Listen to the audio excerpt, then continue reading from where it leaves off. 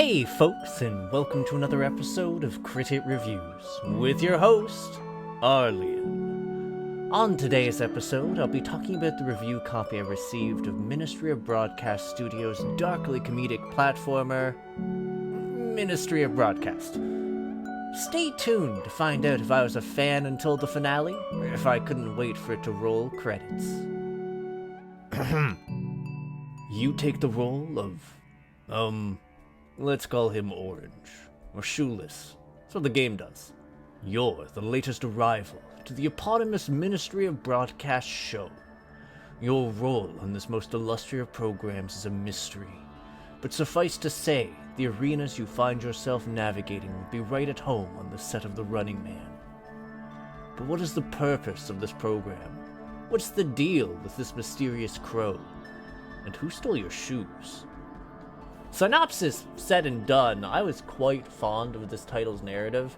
The game manages to tread a decent balance between grimly funny and genuinely uncanny.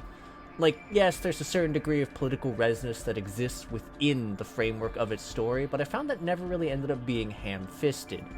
Rather, it reinforces the sense of unease that gradually built up over the course of its acts, as elements that had formerly been punchlines subtly grew darker.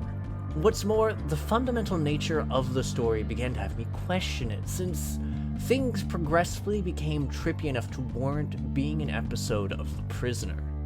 I definitely found myself wishing I could have delved further into the lore of the game, if only because the opportunity provided served to whet my appetite.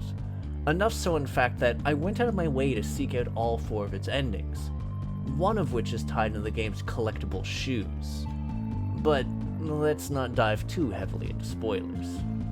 Instead, let's move on to the mechanics. As said in the intro, Ministry of Broadcast is a platformer. What I failed to mention was the sheer gleeful brutality it takes in snuffing out the life of its protagonist over and over again. Death comes swiftly, frequently, and fairly hilariously, but the frequency of its checkpoints and the quickness in which it threw me back into the fray meant I didn't mind its role in the overall learning process.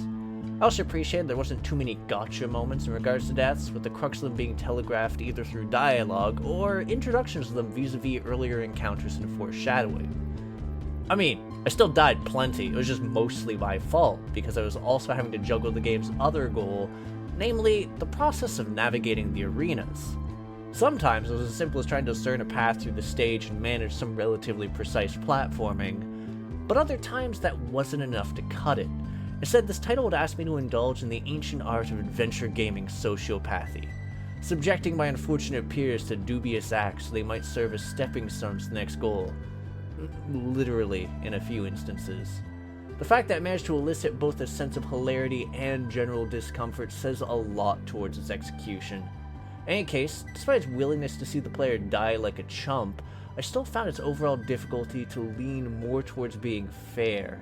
Even when I found myself getting briefly stuck, it was, by and large, due to a bit of inflexibility on my part in regards to puzzle solving. Though, a few of the optional puzzles to get boosts for silly dialogue are friggin' rough. Thankfully, you don't actually have to survive after finding them for it to count, which helped a great deal in justifying some of my poor life choices. It also made me really grateful for the ability to reset myself to a checkpoint at the press of a button. Moving on, I'm also quite fond of the game's visuals, as the pixel work in this game is pretty solid.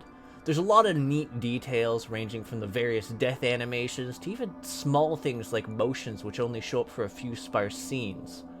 Overall, it's pretty nice looking, and there's some actually neat attention to certain things which help to drive the experience home. For instance, pay attention to the protagonist's portrait when you pass by the scanning machines. They do in fact change as you progress through the game.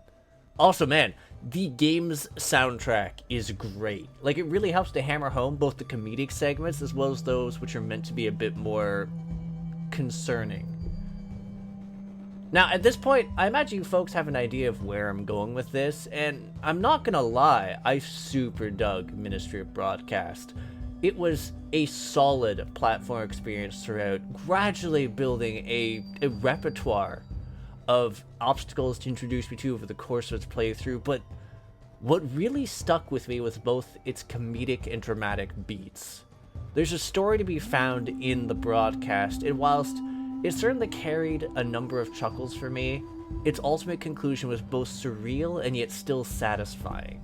And I'll admit, the moment I discovered I'd missed 2 endings, I dove back into the game to hunt them down, which is ultimately why I'd rate this game as a solid hit.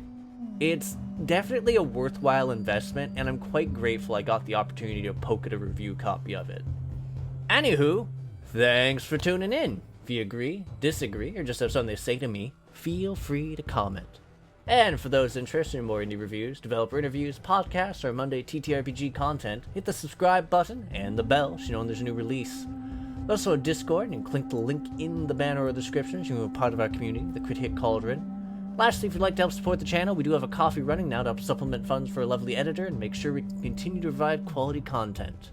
Again, check the description of the banner for them links. That said, I'll catch you on the next episode of Crit Hit. Take care till then, folks.